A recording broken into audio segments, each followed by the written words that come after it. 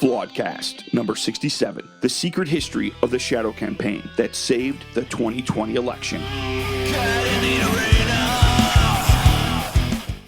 When we substitute threat for an argument, violence for principle, we allow our passion to overcome our capacity for reason. Passion and self-interest are threats to liberty. Sam Shepard as Thomas Callahan in the Pelican Brief. Flawedcast. Flawedcast. Get in the arena. Woo! America.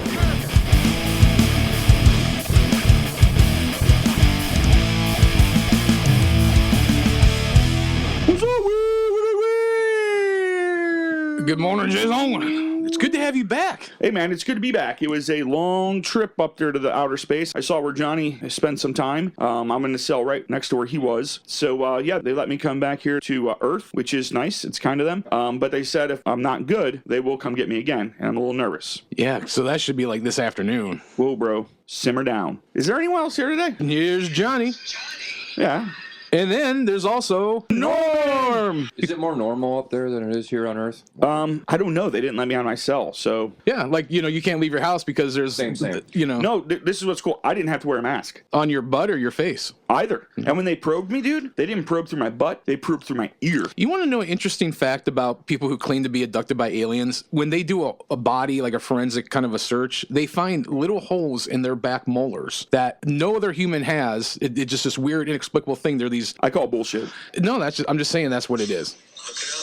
Yeah, I need to get a life. Anyway. So I want to welcome and thank everybody to listening to a brand new episode of Flawedcast. I see you guys to drop by. And we are just rolling this morning, and we got a really good... Rolling, roll hard. Man, this is swollen. Never mind. Johnny, I think what we're going to do is we're going to actually move you to the other side of the room, and we're going to get you a board, and you're going to be the dude who does all the things. You'll be the board master. And it'll kind of be like on Howard Stern or those other shows where they had the news person in the other room, and every once in a while they let them chime in. So you're saying John could be our Baba Booey? Baba Booey.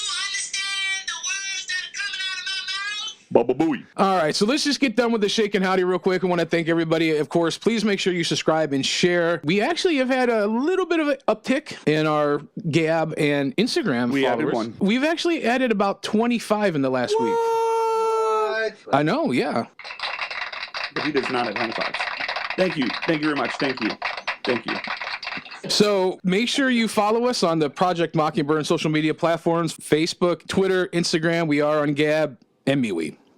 Also, you can listen to us currently anywhere podcasts are. We are on Apple. We are on Spotify. As of right now, we're on YouTube. We are on Rumble. And please share, email us, info@flawedinc.com. Of course, I'm doing my daily flawed vlogs. You can find all those at flawedinc.com. But with that... Yeah, how come we've never been invited to a flawed vlog, Phil? Do you want to be here at 5 in the morning when I'm doing them? Dude, why don't you come to my house at 5 in the morning and do them? I would. You ever think of that? You ever think of just getting in your car and driving to my house? Brother, if I could, I would. I would like to say before we get started, Sir William, our faithful leader, was explaining the new rules of things to us, and if we don't abide by these new rules, guess what's going to happen? Must be one hell of a Chris Tucker morning over there in Johnny's house. All right, so with that being said, Jason, it's that time. If everyone would please take their right hand and place it over your left heart, we will say the Pledge of Allegiance of the United States of America. I pledge allegiance to the flag of the United States of America and to the republic for which it stands, one nation, under God. Indivisible. With liberty and justice for all. All right, so we have today a interesting episode, and this is based on a article that came out in Time magazine last week. But before we get into this, I just want to share a definition. It's for this word that a lot of people are hearing lately, and I just want to make sure that we have clear understanding of what it means. It's the term gaslighting. It's an elaborate and insidious technique of deception and psychological manipulation, usually practiced by a single deceiver or gaslighter on a single victim over an extended period. Its efforts is to gradually undermine the victim's confidence in his or her own ability to distinguish truth from falsehood, right from wrong, or reality from appearance.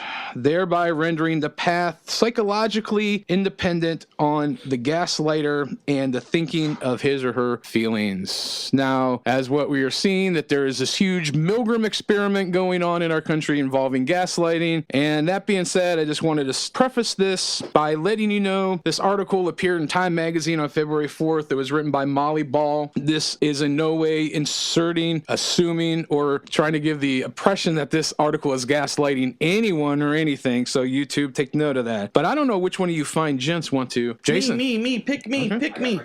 I'm voting for Jason. Thank you, guys. A weird thing happened right after the November 3rd election. Nothing. The nation was braced for chaos. Liberal groups had vowed to take to the streets, planning hundreds of protests across the country. Right-wing militias were girding for battle. In a poll before Election Day, 75% of Americans voiced concern about violence. Instead, an eerie quiet descended. As President Trump refused to concede, the response was not mass action but crickets. When media organizations called the race for Joe Biden on November 7th, jubilation broke out instead, as people thronged cities across the U.S. to celebrate the democratic process that resulted in Trump's ouster. Real quick side note, were they wearing masks when they did that? Oh, just asking. A second odd thing happened amid Trump's attempt to reverse the result. Corporate America turned on him. Hundreds of major business leaders, many of whom had backed Trump's candidacy and supported his policies, called on him to concede. To the president, something felt amiss. It was all very, very strange, Trump said on December 2nd. Within days after your election, we witnessed an orchestrated effort to anoint the winner, even while many key states were still being counted. In a way, Trump was right. There was a conspiracy unfolding behind the scenes, one that both curtailed the protests and coordinated the resistance from CEOs. Both surprises were the result of an informal alliance between left-wing activists and business titans. The pact was formalized in a terse, little-noticed joint statements of the U.S. Chamber of Commerce and AFL-CIO, which is the American Federation of Labor and Congress of Industrial Organizations, published on Election Day. Both sides would come to see it as a sort of implicit bargain inspired by the summer's massive, sometimes destructive, racial justice protests in which the force of labor came together with the forces of capital to keep the peace and oppose Trump's assault on democracy. The handshake between business and labor was just one component of a vast, cross-partisan campaign to protect the election, an extraordinary shadow effort dedicated not to winning the vote, but to ensuring it would be free and fair, credible, and uncorrupted. Though much of this activity took place on the left, it was separate from the Biden campaign and crossed ideological lines. Bullshit!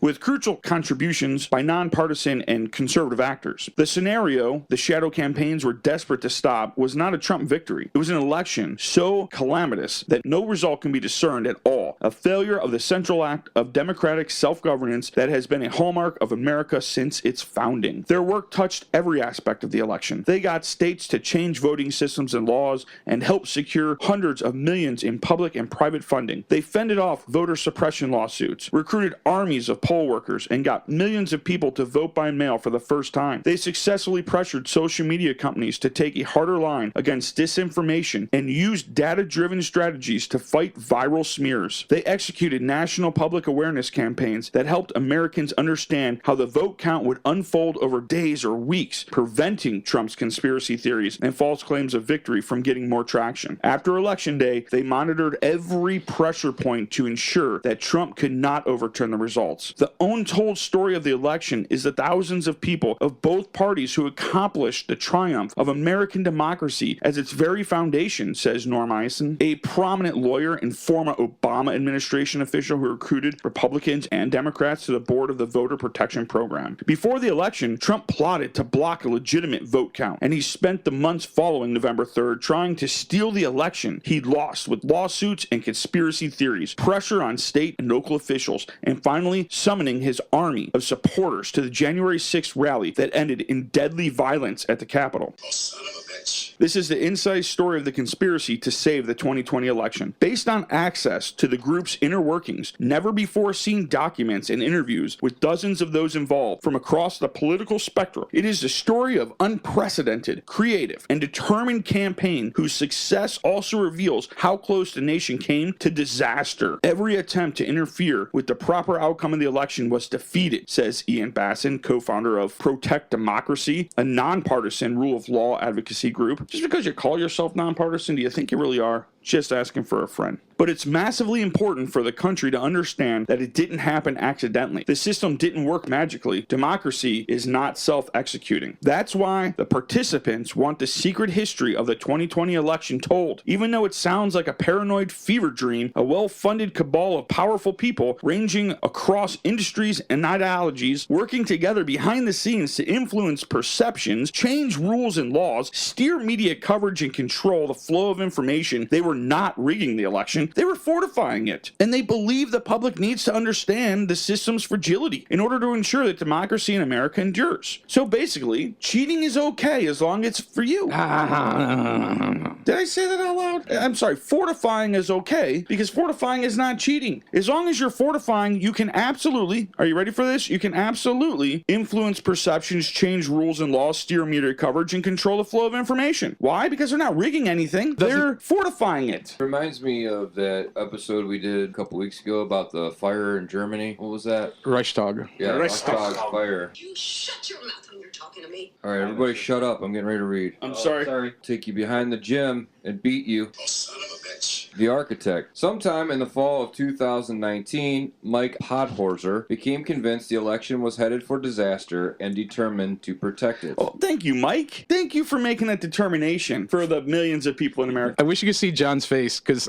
I've not seen him this triggered in a good bit. Norm, please continue. This was not his usual purview. For nearly a quarter century, Podhorzer, senior advisor to the president of the AFL-CIO, the nation's largest union federation, has marshaled the latest tactics and data to help its favored candidates win elections. Unassuming and professorial, he isn't the sort of hair-gelled political strategist who shows up on cable news. Among Democratic insiders, he's known as the wizard behind some of the biggest advances in political technology in recent decades. A group of liberal strategists he brought together in the early 2000s led to the creation of the Analyst Institute, a secretive firm that applies scientific methods to political campaigns. He was also involved in the founding of Catalyst, the flagship progressive data company. The endless chatter in Washington about political strategy, Podhorzer believes, has little to do with how change really gets made. My basic take on politics is that it's all pretty obvious if you don't overthink it or swallow the prevailing frameworks whole, he once wrote. After that, just relentlessly identify your assumptions and challenge them. Podhorzer applies that approach to everything. When he coached his now adult son Little League team in the DC suburbs, he trained the boys not to swing at most pitches, a tactic that infuriated both their and their opponents' parents, but won the team a series of championships. Trump's election in 2016, credited in part to his unusual strength among the sort of blue-collar white voters who once dominated the AFL-CIO, prompted Podhorzer to question his assumptions about voter behavior. He began circulating weekly number-crunching memos to a small circle of allies and hosting strategy sessions in D.C. But when he began to worry about the election itself, he didn't want to seem paranoid. It was only after months of research that he introduced his concerns in his newsletter in October 2019. The usual tools of data, analytics, and polling would not be sufficient in a situation where the president himself was trying to disrupt the election, he wrote. Most of our planning takes us through election day, he noted, but we are not prepared for the two most likely outcomes, Trump losing and refusing to concede, and Trump winning the Electoral College despite losing the popular vote by corrupting the voting process in key states. We desperately need to systematically red team this election so that we can anticipate and plan for the worst we know will be coming our way. It turned out Podhorzer wasn't the only one thinking in these terms. He began to hear from others eager to join forces. The Fight Back Table, a coalition of resistance organizations, had begun scenario planning around the potential for a contested election, gathering liberal activists at the local and national level into what they called the Democracy Defense Coalition. Trying not to laugh. Voting rights and civil rights organizations were raising alarms. A group of former elected officials was researching emergency powers they feared Trump might exploit. Protect Democracy was assembling a bipartisan election crisis task force. It turned out that once you said it out loud, people agreed, Podhorzer says, and it started building momentum. He spent months pondering scenarios and talking to experts. It wasn't hard to find liberals who saw Trump as a dangerous dictator, but Podhorzer was careful to steer clear failure of hysteria. What he wanted to know was not how American democracy was dying, but how it might be kept alive. The chief difference between the U.S. and countries that lost their grip on democracy, he concluded, was that America's decentralized election system couldn't be rigged in one fell swoop. That presented an opportunity to shore it up. I've read this article damn near a dozen times, and it gets me each and every time. Johnson? This little ditty I like to call The Alliance. On March 3rd, Podhorzer drafted a 3-page confidential memo titled Threats to the 2020 Election. Trump has made it clear that this will not be a fair election, and that he will reject anything but his own re-election as fake and rigged. He wrote on November 3rd, Quotes, should the media report otherwise, he will use the right-wing information system to establish his narrative and incite his supporters to protest. The memo laid out 4 categories of challenges: attacks on voters, attacks on election administration, the classic attacks on Trump's political opponents, and efforts to reverse the results of the election.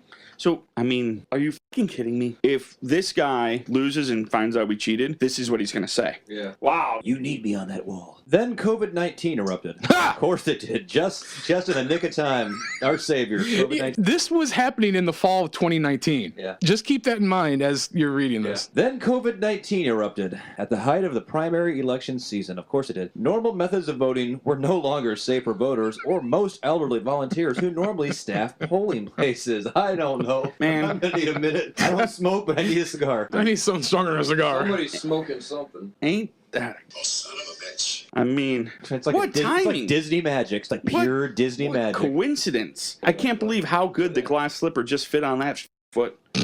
I'm good. Like I said, I've read this a dozen times. There is a but, though. But political disagreements intensified by Trump's crusade against mail voting prevented some states from making it easier to vote absentee and for jurisdictions to count those votes in a timely manner. Chaos ensued. Because of Trump chaos Because ensued. of Trump, chaos ensued. He asked for the chaos. You heard it, like when he asked, like my opinion, when he asked all those people to storm Capitol Hill. That was the words that came out of his right, William, right? It wasn't. He said storm Capitol Hill, or was it? Did he say we should peacefully handle ourselves like responsible Americans, unlike what we've seen the previous year in many cities? Chaos, I say, ensued. Ohio shut down in-person voting for its primary, leading to minuscule turnout. A poll worker shortage in Milwaukee, where Wisconsin's heavily Democratic black population is concentrated, left just 5 open polling places, down from 182. So 182, 5. I mean, in New York, vote counting took more than a month. Wait, suddenly, the potential for November meltdowns was obvious. In his apartment in the D.C. suburbs, Podhorza began working from his laptop at his kitchen table, holding back-to-back Zoom meetings for hours a day with his networks of contacts across the progressive universe, the labor movement, the institutional left, like Planned Parenthood and Greenpeace, resistance group like Indivisible and Move On, progressive data geeks and strategists, representatives of donors and foundations, state-level grassroots organizers, where have we seen that before, racial justice activists, and others. You know what's interesting? I don't mean to interrupt you, sir. I like how they're framing this guy. Like he's No Captain America. hell. Listen, like this guy, he coaches his kids t-ball. He's sitting having a coffee, and he's so concerned at his kitchen table with his laptop. Stan Lee would have never named a hero Podhorzer.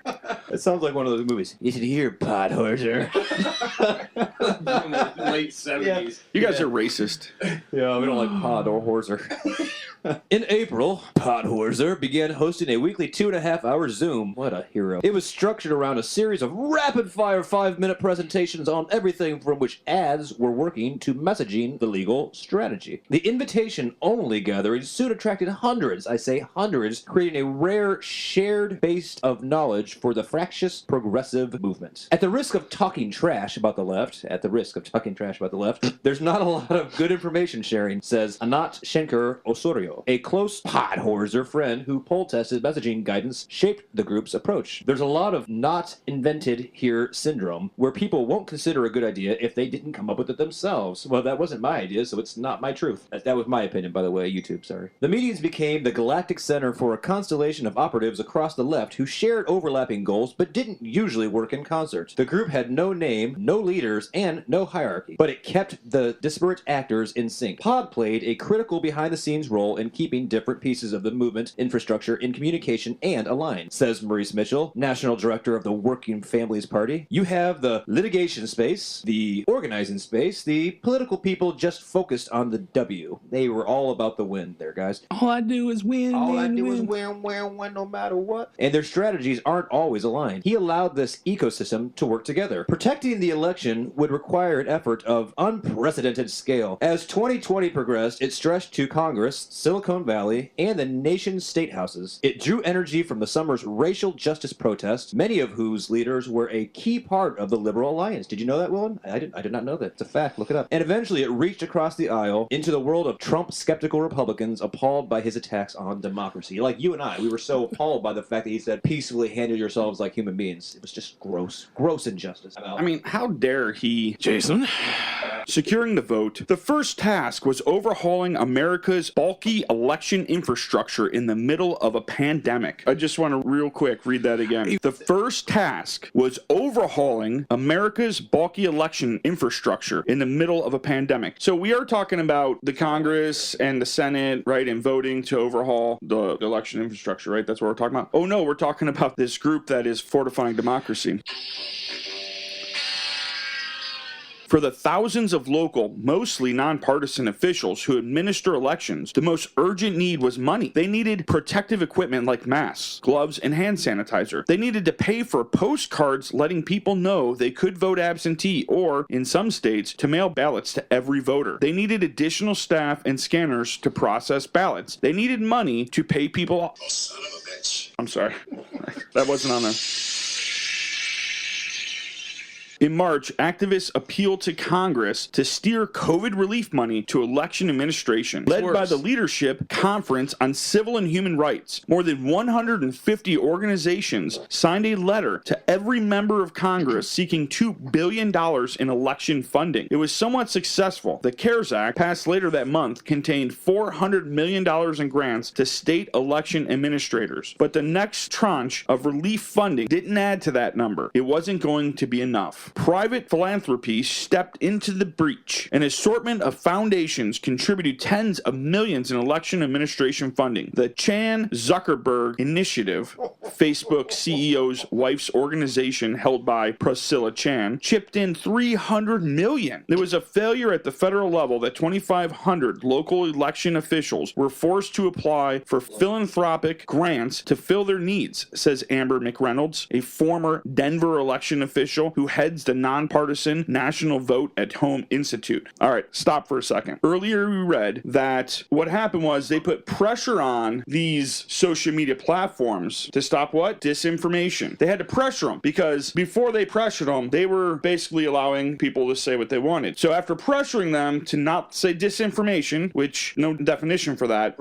what's really crazy is now we're talking about how Zuckerberg, that's right, Facebook CEO's wife's organization that they pressured gave $300 million. Oh, son of a bitch. They must have really had to pressure them hard.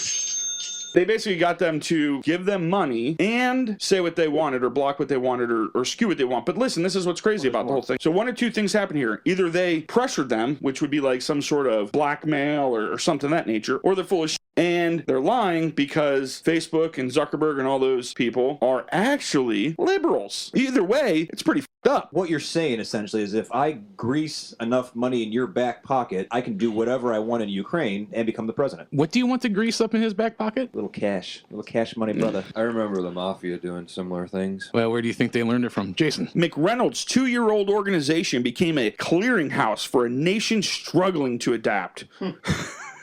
Struggling to adapt to the New World Order. The Institute gave secretaries of state from both parties instructions from which vendors to use to how to locate drop boxes. Local officials are the most trusted sources of election information, but few can afford a press secretary. So the Institute distributed communication toolkits. In a presentation to Pod Horzer's group, McReynolds detailed the importance of absentee ballots for shortening lines at polling places and preventing an election crisis. The Gentlemen. Institute's work helped 37 states and D.C. bolster mail voting, but it wouldn't be worth much if people didn't take advantage. Part of the challenge was logistical. Each state has different rules for when and how ballots could be requested and returned. The Voter Participation Center, which in normal year would have deployed canvasser door to door to get out the vote, instead conducted focus groups in April and May to find out what would get people to vote by mail. In August and September, it sent the ballot applications to 15 million people in key states, 4.6 million of who returned them. In mailings and digital ads, the group urged people not to wait for Election Day. All the work we have done for 17 years was built for this moment and bringing democracy to people's doorsteps, says Tom Lubbock, the center's CEO. The effort had to overcome heightened skepticism in some communities. Many black voters preferred to exercise their franchise in person or didn't trust the mail. We had to get the message out that this is safe, reliable, and you can trust it, says Hannah Fried of All Voting is Local. At the same time, Democratic lawyers battled a historic tide of pre-election litigation. Pre-election litigation? Pre-election litigation. They know what's going to happen before it happens. Ding, ding, ding, ding, ding. This article is so well written. I'm grieved deeply inside, but as a journalist, my hat's off to her. Go ahead, Jason. The pandemic intensified the party's usual tangling in the courts, but the lawyers noticed something else as well. The litigation brought by the Trump campaign of a peace with the broader campaign to sow doubt about mail-in voting was making novel claims and using theories no court has ever accepted, says Wendy Weiser, a voting rights expert at the Brennan Center for Justice at NYU. They read more like lawsuits designed to send a message rather than achieve a legal outcome. In the end, nearly half the electorate cast ballots by mail-in 2020, practically a revolution in how people vote. About a quarter voted early in person. Only a quarter of voters cast their ballots the traditional way, in-person election day. This is so awesome because they start the article with how dangerous it is to line up, and the end article with, see, people don't want to line up. That's where you're wrong, my friend. The best is yet to come. My bad. There you go, Bill. Are you happy? His brain's gonna explode. I'm satisfied, William. Hey, Jason? Thank you. You managed to trigger both Jason and I. hope you're proud of yourself. Literally, I've read this article 12 times. I already know what's going to happen, and I already know what's said, but I'm still getting triggered because this is the most blatant and flagrant waving in your face of ha ha ha, we f***ed you over, and there's not a thing you're going to do because you're cowards, you're going to wear your mask, you're not going to stand up for yourself, you're going to take it in the ass, and that's what Americans do now. I feel like a Hollywood hooker with Charlie Sheen. They paid us for a service, and now they expect us to go away. Go ahead, Norman. Disinformation defense. Bad actors spreading false information is nothing new. For decades, campaigns have grappled with everything from anonymous calls claiming the election has been rescheduled to flyers spreading nasty smears about candidates' families. But Trump's lies and conspiracy theories, the viral force of social media, and the involvement of foreign meddlers made disinformation a broader, deeper threat to the 2020 vote. Laura Quinn, a veteran... Unlike the Russian hoax, which was not disinformation, people. Unlike you blame one guy for Ukraine meddling, but really it was the current guy. Oh, son of a bitch. Laura Quinn, a veteran progressive operative who co-founded Catalyst, began studying this problem a few years ago. She piloted a nameless secret project which she has never before publicly discussed that tracked disinformation online and tried to figure out how to combat it. One component was tracking dangerous lies that might otherwise spread unnoticed. Oh my gosh. Researchers then provided information to campaigners or the media to track down the sources and expose them. She'd have plenty of fodder if she would just investigate the left, but the most important takeaway from Quinn's research, however, was that engaging with toxic content only made it worse. When you get attacked, the instinct is to push back, call it out, say this isn't true, Quinn says, but the more engagement something gets, the more the platforms boost it. The algorithm reads that as, oh, this is popular, people want more of it. The solution, she concluded, was to pressure platforms to enforce their rules, both by removing content or accounts that spread disinformation and by more aggressively policing it in the first place. The platforms have policies against certain types of malign behavior, but they haven't been enforcing them, she says. Quinn's research gave ammunition to advocates pushing social media platforms to take a harder line. In November 2019, Mark Zuckerberg invited 9 civil rights leaders to dinner at his home, where they warned him about the danger of the election-related falsehoods that were already spreading unchecked. It took pushing, urging, conversations, brainstorming, all of that to get a place where we ended up with more rigorous rules and enforcement, says Vanita Gupta, president and CEO of the Leadership Conference on Civil and Human Rights, who attended the dinner and also met with the Twitter CEO, Jack Space Cadet Dorsey, and others. Jack Dorsey. Gupta has been nominated for Associate Attorney General by President Biden. It was a struggle, but we got to the point where they understood the problem. Was it enough? Probably not. Was it later than we wanted? Yes. But it was really important given the level of official disinformation, and they had those rules in place and were tagging things and taking them down. Son of a bitch. Johnny, go ahead. Oh, we're all going to need therapy. I'm already in it.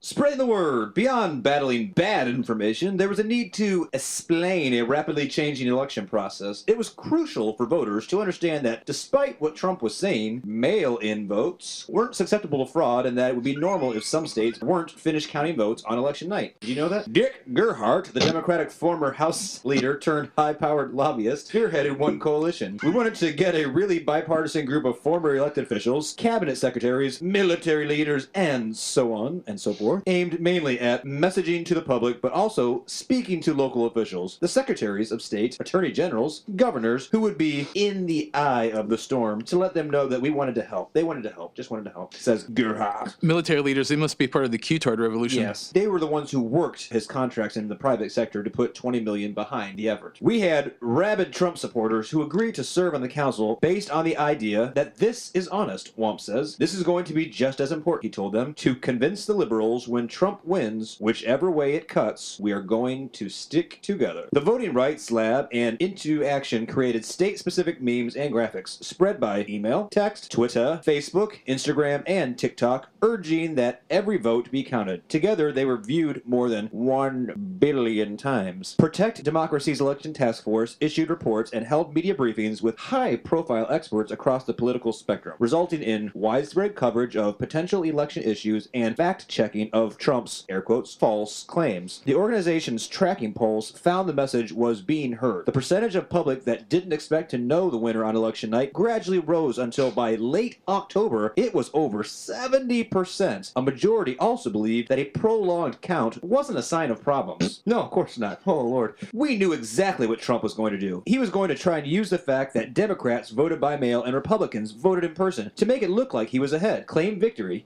say the mail-in votes were fraudulent, and try to get them thrown out, says Protect Democracy's Bashan. Setting public expectations ahead of time helped undercut those very lies. Studies have shown that when people don't think their vote will count and fear casting, it will be a hassle. They are far less likely to participate. Throughout the election season, members of Podhorza's group minimized incidents of voter intimidation and tamped down rising liberal hysteria about Trump's expected refusal to concede. They didn't want to amplify false claims by engaging them or put people off by suggesting a rigged game. Son of a bitch. What we saw in our pre-election research was that anything that reaffirmed Trump's power or cast him as an authoritarian diminished people's desire to vote. Just took it away. You felt you didn't want to vote. I don't want to vote anymore. No, yeah, we're there. Podhorzer, meanwhile, was warned. He was warning everyone. He knew that polls were underestimating Trump's support. Well, he got that right. Most analysts had recognized there would be a blue shift in key battlegrounds. The surge of vote breaking towards Democrats, driven by tallies of mail-in ballots, but they hadn't comprehended how much better Trump was likely to do on election day. They didn't learn their lesson from 4 years ago when they underestimated Trump's popularity. Being able to document how big the absentee wave would be and variance by state was essential. All right, Norm. I feel like we're like in the 1960s, the JFK assassination and all that. Excuse me. I will not allow you to spread misinformation. Lee Harvey Oswald was the lone assassin. I see your fingers are crossed right now. It was Magneto. I watched X-Men Days of Future Past, and Magneto tried to rescue JFK because he was a mutant. Son of a bitch. All right, let's go. Reel it in, boys. Reel it in. People power. The racial justice uprising sparked by George Floyd's killing in May was not primarily a political movement. Yeah. The organizers who helped lead it wanted to harness its momentum for the election without allowing it to be co-opted by politicians. Many of these organizers were part of the Podhorsers Network, from the activists in battleground states who partnered with the Democracy Defense Coalition to organizations with leading roles in the movement for Black Lives. The best way to ensure people's voices were heard, they decided, was to protect their ability to vote. We started thinking about a program that would complement the traditional election protection area but also didn't rely on calling the police, says Nalini Stamp, the Working Families Party's national organizing director. How many freaking organizations are part of this? Norm, you have no understanding how government and politics work. No, apparently I do Whatever not. it takes to confuse the masses. Right. They created a force of election defenders who, unlike traditional poll watchers, were trained in de-escalation techniques. During early voting and on election day, they surrounded lines of voters in urban areas with a joy to the polls effort that turned the act of casting a ballot into a street party. Black organizers also recruited thousands of poll workers to ensure polling places would stay open in their communities. This is the shit of it all. This is going to be a Disney movie at some point in time. They can film in a province in China where they're putting Muslims in concentration camps and sterilizing Muslim women, and then thank the Communist Party of China for allowing them to use that city to film a movie. You mean the Uyghurs? But it's okay because Bill Gates wears a pink sweater and Tim Cook's gay. It's liberal. The summer uprising had shown that people power could have a massive impact. Activists began preparing to reprise the demonstrations if Trump tried to steal the election. Americans plan widespread protests if Trump interferes with election. Reuters reported in October one of the many such stories. More than 150 liberal groups, from the Women's March to the Sierra Club to Color of Change, from Democrats.com to the Democratic Socialists of America, joined the Protect the Results Coalition. The group, now defunct website, had a map listing 400 planned post-election demonstrations to be activated via text message as soon as November 4th to stop the coup they feared. The left was ready to flood the streets. I don't know what to do with that. I'm gonna bend over and take it up the tailpipe. Strange bedfellows. About a week before Election Day, Podhorser received an unexpected message. The U.S. Chamber of Commerce wanted to talk. The AFL-CIO and the Chamber have a long history of antagonism. Though neither organization is explicitly partisan, the influential business lobby has poured hundreds of millions of dollars into Republican campaigns, just as the nation's unions funnel hundreds of millions to Democrats. On one side is labor and the other management, locked in an eternal struggle for power and resources. But behind the scenes, the business community was engaged in its own anxious discussions about how the election and its aftermath might unfold. The summer's racial justice protests had sent a signal to business owners too, the potential for economy disrupting civil disorder. With tensions running high, there was a lot of concern about unrest around the election or a breakdown in our normal way we handle contentious elections, says Neil Bradley, the Chamber's executive vice president and chief policy officer. These worries had led the Chamber to release a pre-election statement with the Business Roundtable, Washington-based CEOs group, as well as associations of manufacturers, wholesalers, and retailers, calling for patience and confidence as votes were counted. But Bradley wanted to send a broader, more bipartisan message. He reached out to Podhorser through an intermediary both men declined to name. Deep throat. Agreeing that their unlikely alliance would be powerful, they began to discuss a joint statement pledging their organization's shared commitment to a fair and peaceful election. They chose their words carefully and scheduled the statement's release for maximum impact. As it was being finalized, Christian leaders signaled their interest in joining, further broadening its reach.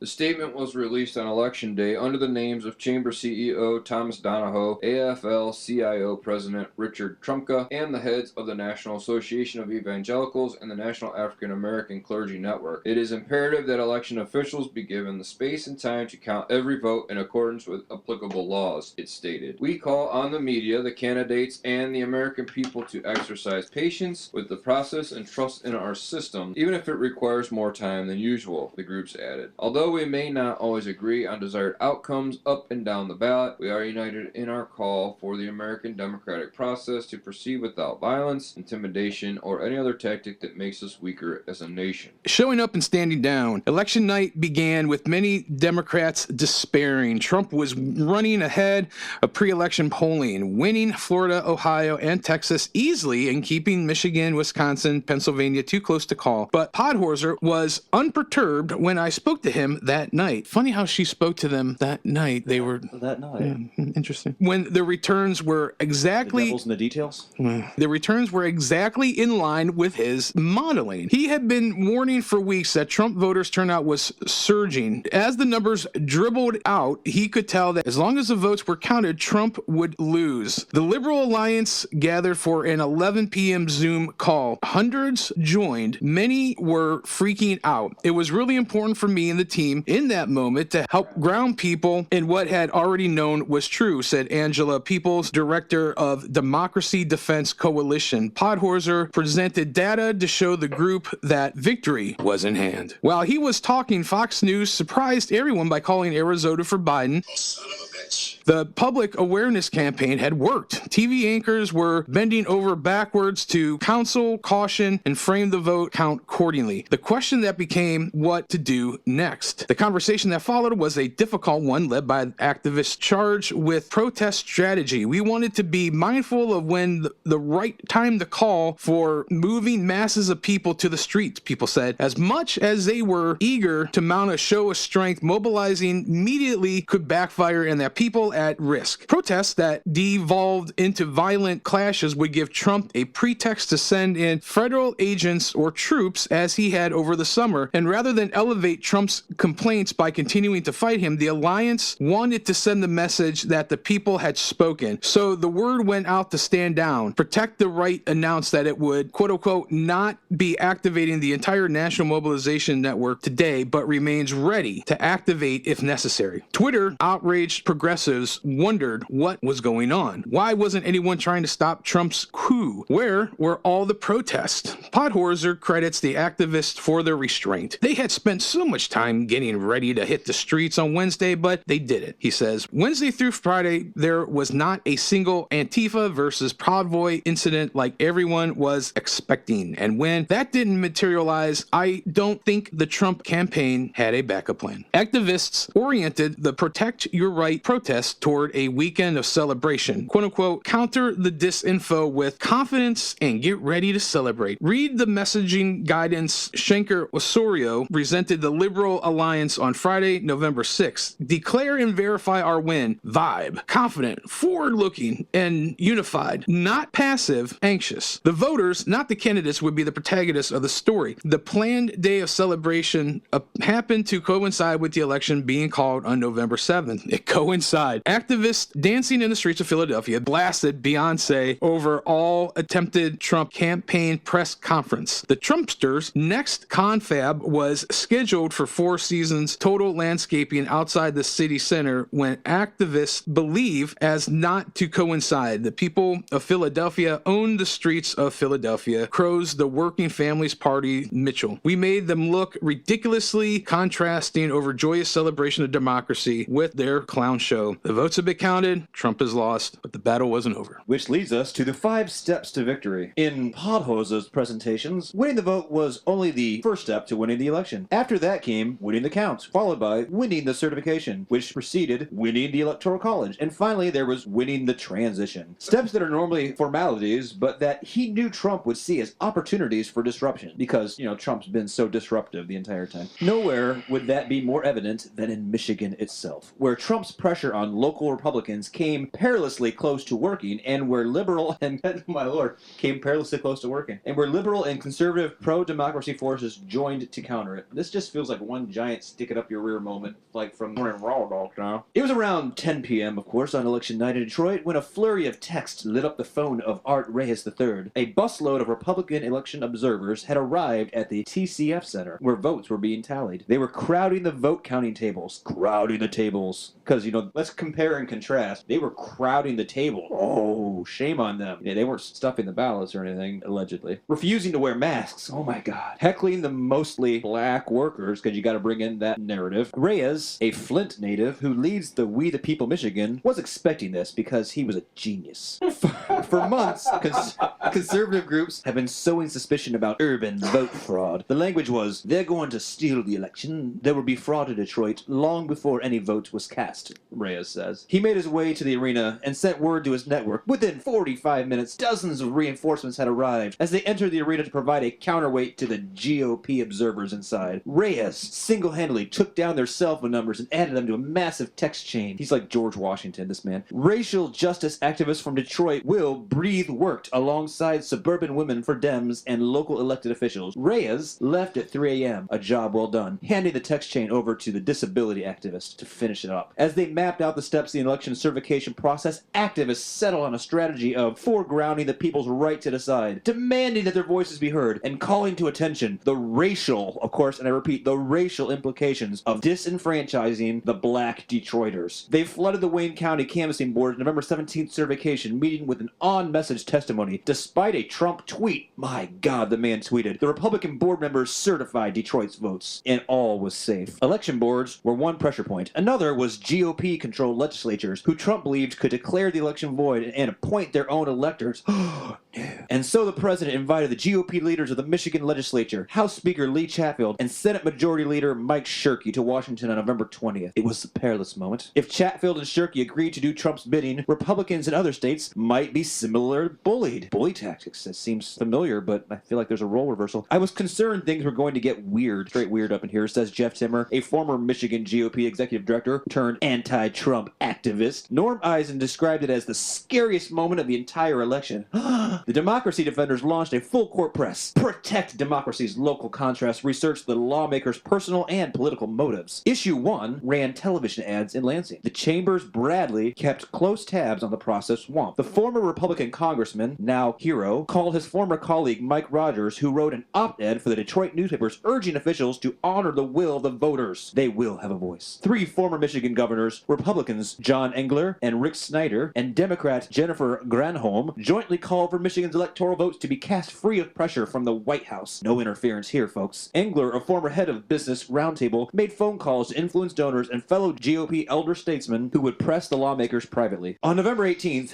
Bass invented that his size pressure was no match for what Trump could offer. Of course, he's going to try and offer them something, Bassin recalls thinking. Head of the Space Force, ambassador to wherever, we can't compete with that by offering carrots. Folks, we need a stick. If Trump were to offer something in exchange for a personal favor, that would likely constitute bribery, Bassin reasoned. He phoned Richard Primus, a law professor at the University of Michigan, to see if Primus agreed and would make the argument publicly. Primus said he thought the meeting itself was inappropriate and got to work on an op-ed for Politico warning that the state attorney general, a Democrat, would have no choice but to investigate. When the piece posted on November 19th, the attorney general's communications director tweeted it. Protect Democracy soon got word that the lawmakers planned to bring lawyers to the meeting with Trump the very next day. Reyes, activist, scanned flight schedules and flocked to the airports with reckless abandon on both ends of Shirkey's journey to D.C. to underscore that the lawmakers were being scrutinized. After the meeting, the pair announced they pressed the president to deliver COVID relief for their constituents and informed him that they saw no role in the election process. When they went for a drink at the Trump Hotel on Pennsylvania Avenue, a street artist projected their images on the outside of the building along with the words, "The world is watching." World is a vampire.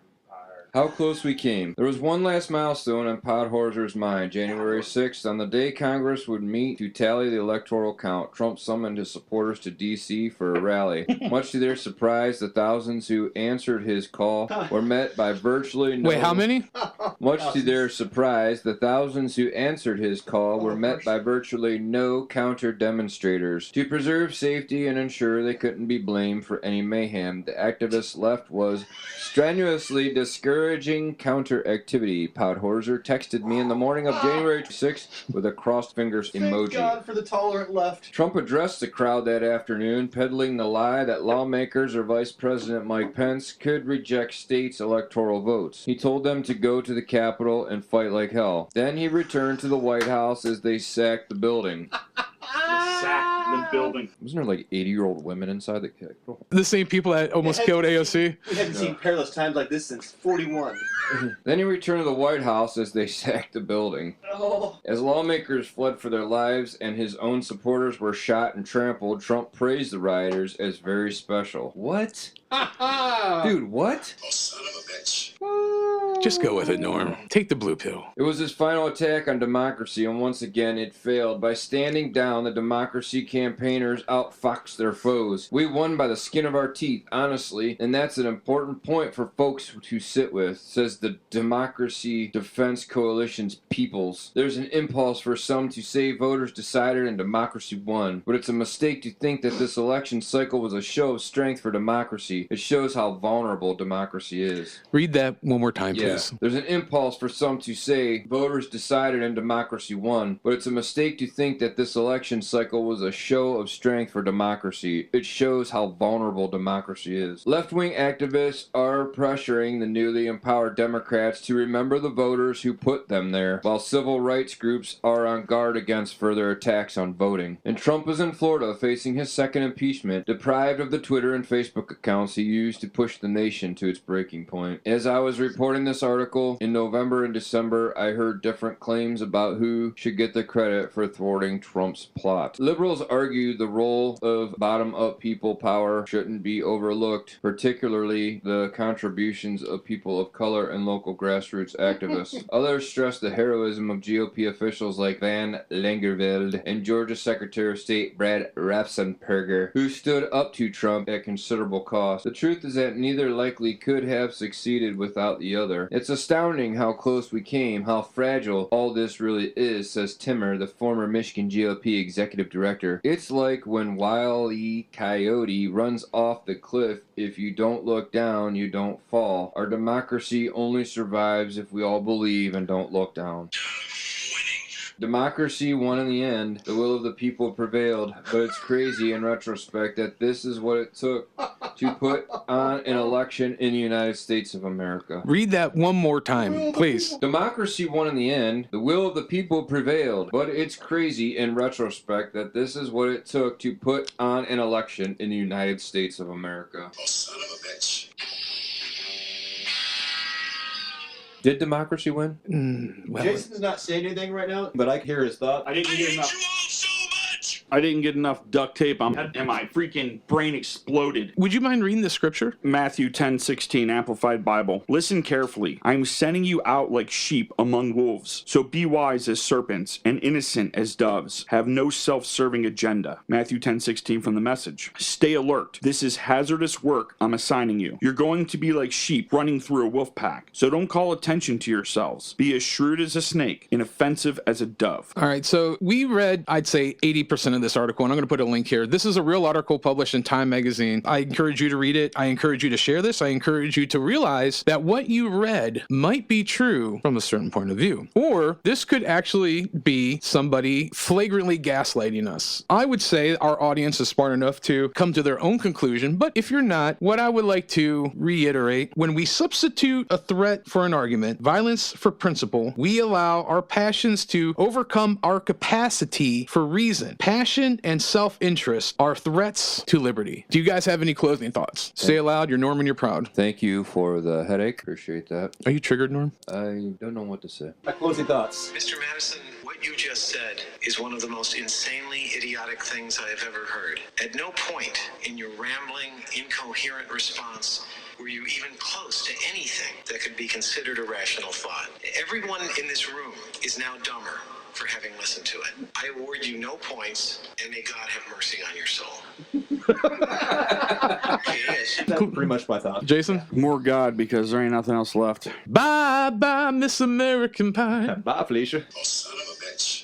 All right. Well, with that being said, we do need your help. Please share this. The link for this article will be in the description. I encourage you to read it in its entirety. I encourage you to do some digging, do some fact checking. Look at the threads that are all narratively woven together. This is a very concise, I'm going to say this as a journalist and as a writer, a very, very well written piece. Yeah. Literally, my hat's off to Molly Ball. This was... They got in the arena. They got in the arena. in the arena. There's a lot of truth, but it's so subversive. It's so well written that if you don't understand history and if you don't look outside and listen to what the talking box in your throne room of your house, your living room is telling you. All right, with that being said, thank you guys for listening. Want to ask you to please share. You can currently listen to all of our episodes anywhere you can hear podcasts, Apple, Spotify. We may be on YouTube. We'll be on Rumble. Make sure you find us on the Project Mockingbird social media, Facebook, Twitter, Instagram. We're on Gab and MeWe. And you can find us at Flawedcast, Flawedcast CLE, flawedinc.com. Info at Flawed Inc. I'm still doing my daily Flawed vlogs. People are digging those, and I appreciate the feedback. So you got any questions, comments, concerns, hit us up. With that being said, This is Paul Harvey signing off. Oh, son of a bitch.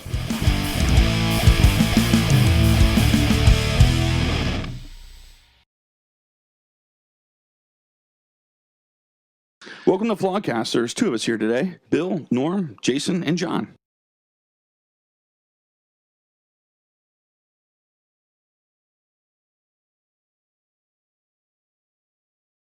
Giving our opinion. We could be locked for giving our opinion. we'll be deplatformed again. This is my opinion. This is not a proven fact. This is just my opinion. We can't say that is a hoax. It's a fraud. It was man-made. We can't say man-made. As anything long about as we say we believe it is. In our humble opinion. What's wrong with that?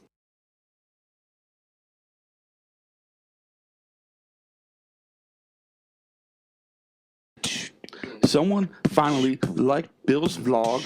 They said it's finally coming out of the fog. His name is Willie. We call him Billy. He likes history, and it is really. I thought they didn't. That was damn good. Let me think. I might have one final thing to say before we get going. Come on. That's right. Little Willie Willie, can't you see how Joey hypnotizes people? All he does is make shit up. He's just a puppet and such.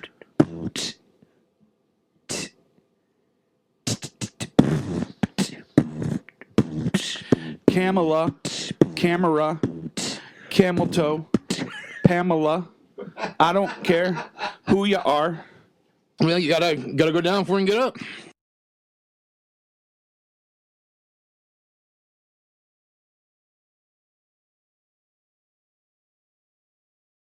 You're worried about how I'm feeling? You're worried I'm scared? You have any idea you're going to be torn limb from limb by this? You have any idea what you've released? You have any idea what you've done, you dumb bastard?